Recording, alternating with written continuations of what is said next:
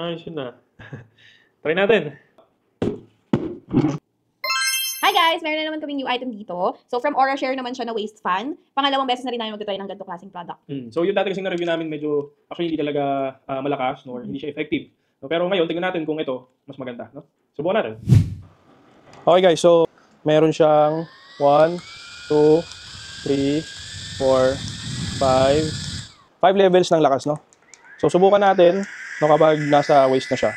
Kasi waist fan nga siya eh. Okay naman, malakas yung hangin. Gusto ko dito kasi pinag-isipan nila yung product eh, no? Kasi meron siyang sabitan dito, higupan ng hangin nandun sa ilalim, no? So parang baga hindi mahihigop yung t-shirt mo.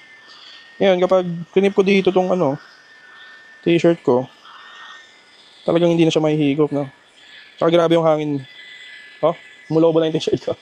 Okay, so para sa akin okay yung sa fan niya, no? So testingin natin yung ibang features naman ng product. Okay siya, no? Meron ka ng electric fan or waist fan. Meron ka ng flashlight. Meron ka pang power bank. Okay guys, so tinry na namin yung tatlo niyang features, yung waist fan niya, yung flashlight, and yung power bank. Lahat naman pasado sa amin. So lahat naman working guys, no? So para makita nyo rin kung gaano kalakas yung fan talaga, no? Tingnan natin yung level 5 niya. 1, 2, 3, 4, 5. Ayan. No? Yan siya kalakas. Narinig nyo naman din siguro, no? Malakas talaga ito. Ayan, no? Ayan. So, guys, para sa amin, ito ba? Hello guys! Meron kaming giveaway.